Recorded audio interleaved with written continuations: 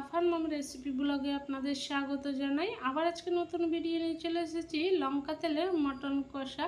আপনারা তো অনেক রকমের মটন কষা খেয়ে দেখেছেন, এই লঙ্কা তেলের মটন কষাটা একবার বাড়িতে বানাবেন, অসাধারণ খেতে লাগবে। এই রান্নাতে আমি কোনোটাই গুঁড়ো মশলা ব্যবহার করিনি।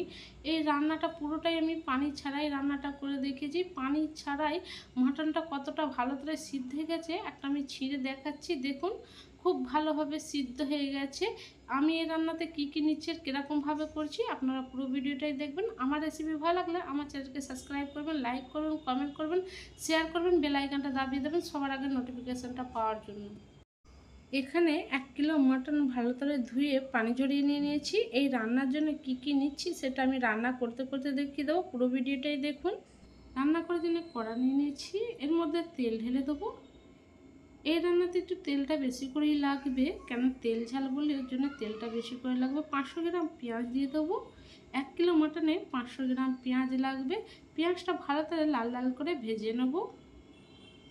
পেঁয়াজটা ভালো করে লাল লাল করে ভেজে নিয়েছি।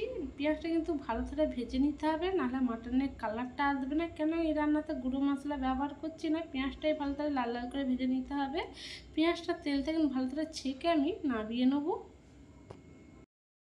পেঁয়াজ ভাজার তেলের মধ্যে রান্নাটা করে নেব। গরম মশলা ফোড়ন দিয়ে দেবো, ছোটো এলাচ, লং, দালচিনি, স্টার ফুল, 1 চামচ গোটা জিরে, 1 চামচ গোটা ধনে, তেজপাতা। হালকা করে ফোড়নটা ভেজে নেব, বেশি ভাজবো না। খুব সুন্দর একটা সেন্ট বেরিয়ে গেলে মাটনটা দিয়ে দেবো এর মধ্যে। মটনটা দিয়ে ভালো করে একবার নেড়ে নেবো, নাহলে কড়ার মধ্যে চিপকে যাবে। বেশি আমি নাড়বো না। 2 চামচ ভর্তি ভর্তি করে নুন দিয়ে দেবো।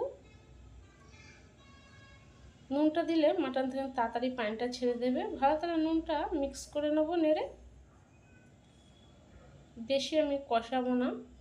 গ্যাসের ফ্লেমটা মিডিয়াম রেখে দিয়ে ঢাকনাটা দিয়ে আমি 10 মিনিট পরে ঢাকনাটা খুলে দেখে নেব। 10 মিনিট হয়ে গেছে, ঢাকনাটা খুলে দেখে নেব। দেখুন মাটন থেকে কতটা পানি বেরিয়েছে। গ্যাসের ফ্লেমটা মিডিয়াম রেখেই রান্নাটা করতে হবে। মাটনের পানি থেকে নিয়ে মাটনটা সিদ্ধ হয়ে যাবে। হাই ফ্লেমে রান্না করলে মাটনটা সিদ্ধ হবে না। এর মধ্যে 1 বাটি রসুন কুচনো দিয়ে দেবো, 3 চামচ আদা কুচনো দেবো, 12টা শুকনো লঙ্কা কুচনো দিয়ে দেবো। যেরকম ঝাল খাবেন সেরকম শুকনো লঙ্কাটা দেবেন। ভালো করে সব একসাথে মিক্স করে নেব। মাটনের পানিটাও কষিয়ে শুকনো হয়ে যাবে, আদা রসুনের কাঁচা গন্ধটাও বেরোবে না। আবার ঢাকা দিয়ে আমি পুরো 20 মিনিট গ্যাসের ফ্লেমটা মিডিয়াম রেখে দিয়ে 20 মিনিট পরে ঢাকনাটা খুলে দেখে নেব। 20 মিনিট হয়ে গেছে, ঢাকনাটা খুলে দেখে নেব।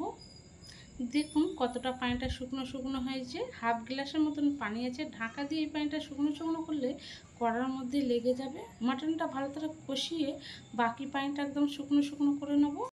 মাটনটা ভালো করে কষিয়ে পানিটা একদম শুকনো শুকনো করে নিয়েছি। দেখুন একটু সব পানি নিয়ে তেলটাও ভালো করে ছেড়ে দিয়েছে। এর মধ্যে পেঁয়াজ বেরেস্তা করে রেখেছিলাম, ওইটা দিয়ে দেবো। পেঁয়াজটা দিয়ে আমি কিছুক্ষণ কষিয়ে নেব। বেশি আমি কষাবো না, নাহলে কড়ার মধ্যে লেগে যাবে। কেন পানি ছাড়াই রান্নাটা করছি, কিছুক্ষণ কষিয়ে নেব। মাটনের পেঁয়াজটা দিয়ে কিছুক্ষণ কষিয়ে নিয়েছি, বেশি কষায়নি। দেখুন কড়ার মধ্যে একটু সব কিন্তু লাগেনি। রান্নাটা কমপ্লিট হয়ে গেছে, গ্যাসটা বন্ধ করে দেবো। লঙ্কা তেলে মাটন কষা রান্নাটা আমার কমপ্লিট হয়ে গেছে। এই রান্নাটা পানি ছাড়াই রান্নাটা করে দেখেছি। দেখুন কিন্তু একটা মাটন আমি ছিঁড়ে দেখাচ্ছি কত সুন্দর সিদ্ধটা হয়েছে। এই রান্নাটা খুব সুন্দর খেতে লাগে। আমি যেরকম করে রান্নাটা করে দেখিয়েছি অবশ্যই বাড়িতে বানাবেন, খেয়ে আমায় কমেন্ট করে জানাবেন। এই রেসিপি ভালো লাগলে লাইক, কমেন্ট, শেয়ার, সাবস্ক্রাইব করবেন।